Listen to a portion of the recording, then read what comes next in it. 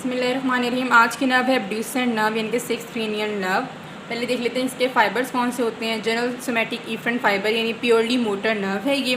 इसके न्यूक्लियस को हम एब्ड्यूसेंट नर्व न्यूक्लियस सिंपली कहते हैं। इसका लोकेशन देख लेते हैं वो कहाँ पे है। ये है मिड ब्रेन, ये पॉन्स, ये मेडुला और ये फोर्थ वेंट्रिकल यहाँ पे दिखाया हुआ है। अगर फोर्थ वेंट्रिकल को हम एक इमेजिनरी लाइन के थ्रू दो पार्ट्स के अंदर डिवाइड करें, अपर और लोअर पार्ट में, तो इसका न्यूक्लियस जो होता है वो lower region of the upper part of the fourth ventricle पर प्रेजेंट होता है। और फेशियल कॉलिकुलस के लेवल। फेशियल कॉलिकुलस कैसे बनता है, जब सेवन्थ नर्व जो होती है वो इसके राउंड टर्न करती है तो यहाँ पे एक डिप्रेशन सा बन जाता है। तो जहाँ पे सेवन्थ क्रेनियल नर्व जो है टर्न अराउंड करती है सिक्स्थ के, तो यहाँ पे एक डिप्रेशन सा बन जाता है जिसे हम कहते हैं फेशियल कॉलिकुलस बन गया।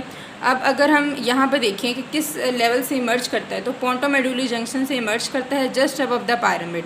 ये सिक्स्थ के लिए है, ये उससे लैटरली सेवन्थ क्रेनियल नर्व और उससे लैटरली जो है वो एट्थ क्रेनियल नर्व हमें नज़र आती है। अब ज़रा इस क्रॉस सेक्शन को देख लेते हैं। ये पॉन्स क्रॉस सेक्शन हमें नज़र आ रहा है। ये न्यूक्लियस है, एब्ड्यूसेंट नर्व न्यूक्लियस। अब हमें यहाँ पे तीन इनपुट नज़र आ रहे हैं, रेड कलर से, ग्रीन कलर से और ब्लू कलर से। जो रेड कलर से हमें नज़र आ रहे हैं वो सेरेब्रल कॉर्टेक्स से आ रहे हैं और जो है ना दोनों कॉर्टेक्स से आ रहे हैं। इस लेफ़्ट से भी दोनों के अंदर जाएंगे और राइट वाले से भी दोनों न्यूक्लियस के अंदर जाएंगे। तो इसे कहते हैं कॉर्टिको न्यूक्लियर फाइबर्स। और इसके अलावा जो है ये जो ब्लू कलर वाले हमें नज़र आ रहे हैं टेक्टोबल्बर फाइबर, जो कि सुपीरियर कॉलिकुलस से आ रहे हैं। सुपीरियर कॉलिकुलस हमने मिड ब्रेन के लेवल पढ़ा था जहाँ पे जो है थर्ड क्रेनियल नर्व निकल रही थी। और जो ये मीडियल लॉन्गिट्यूडिनल फेसिकुलस से आ रहे हैं ग्रीन कलर है। तो ये तीन इनपुट है और आउटपुट जो है वो हमने देख लिए किस लेवल पर, पायरामिड से ऊपर जो है शुरू वहाँ से निकलता है।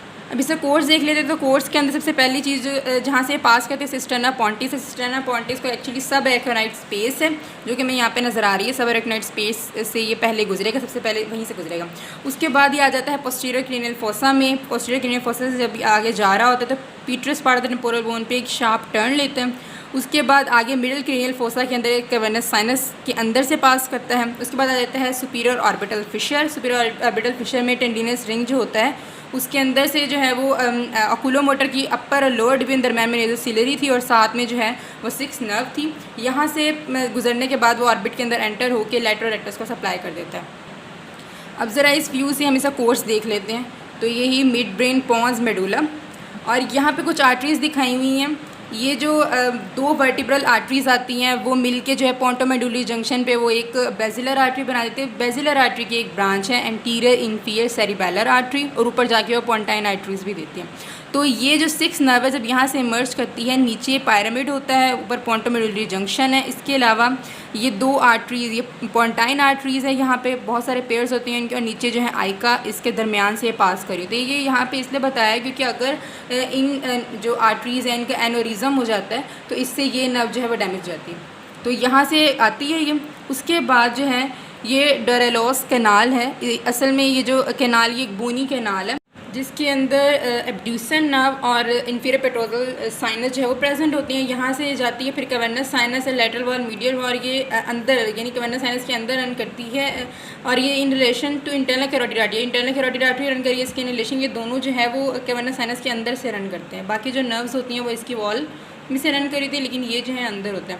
फिर अंदर से रन करके फिर यहाँ से सुपीरियर ऑर्बिटल फिशर है। सुपीरियर ऑर्बिटल फिशर को एक टेंडिनियस रिंग ऑफ जिंक ने जो है वो तीन पार्ट के अंदर डिवाइड किया। तो ये रिंग के अंदर से पास करके लैटरल रेक्टस को सप्लाई करता है। क्लिनिकल कोरिलेट से एक लेते हैं तो एब्ड्यूसेंट नर्व के लियन की वजह से, उसके न्यूक्लियस में लियन की वजह से किसी भी पॉइंट पर अगर नर्व डैमेज हो जाए, जैसे मल्टीपल स्क्लेरोसिस के अंदर डीमाइलिनेशन हो जाती है, किसी कंप्रेशन की वजह से, अंकल हर्निएशन की वजह से, यहाँ पे इंट्राक्रैनियल प्रेशर राइज करके उसकी वजह से अगर डैमेज हो जाए, तो अब हम इसके कॉजेज़ देखते हैं। हेड इंजरीज़ अगर हो जाए उसकी वजह से ये Peters part of the temporal bone damage हो सकता है। सुपीरियर ऑर्बिटल फिशर जो है यहाँ पे डैमेज आ सकता है।